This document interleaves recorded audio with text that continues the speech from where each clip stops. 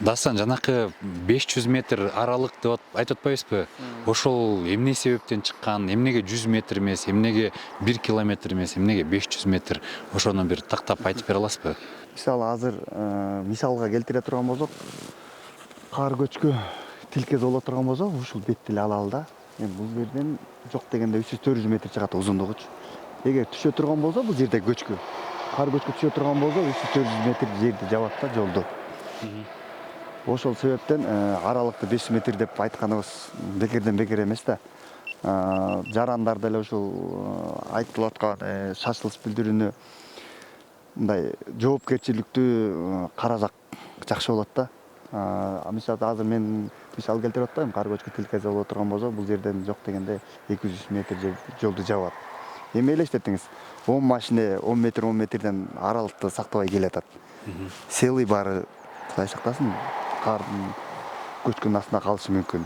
Ошондой эле мисалы үчүн ошондой коопсуздук чакырымдар бар. Алабелдин түбүндө 223-чакырымдан 224-чакырымга чейин ошол жерде эгерде массовый түшө турган болсо, 1 чакырым жерде кар көчкү жолду жаап калат.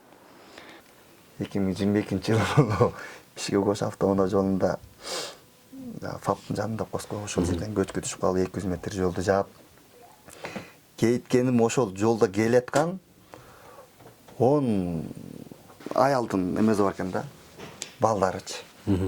Бирөөсү 10 күн болгон экен төрөгөнүнө, бирөөгө 1 ай, бирөөгө 15, 3 айлык, 2 айлык 10. Элдер уже жанагындай давлениеси низкийлер бар экен, оорулар бар экен. Эми ошону айтып атпайм мен, ушу шторм берилген, бирок болбой эле жолго чыгып атат да. Көрдүңүзбү? Бир дагы башта айтып кеттим.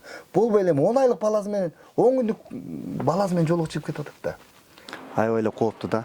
Ошого да жарандарыбыз кичине жоопкерчиликтүү караса жакшы да. Шашылыш билдирүү деген жаңылыктардан келип атат, берип атабыз постоянно. Телефондорго келип атат. Ошону мындай жоопкерчиликтүү карасак, өзүбүздүн өмүрүбүзгө, мисалы таксисттер бар, таксинин ичинде канча киши бар, алардын өзүлөрүнүн коопсуздугу үчүн, элдердин коопсуздугу үчүн мындай жоопкерчиликтүү карасак аябай жакшы болот да. Бул көчкү деген айтпай келет. Бул азыр мисалы үчүн кыш мезгилинде сухой деп коебуз, кургак көчкү. Мунун скоросу аябай бат, ылдам келет. Ылдам келет дагы качканга жетише албай калат да.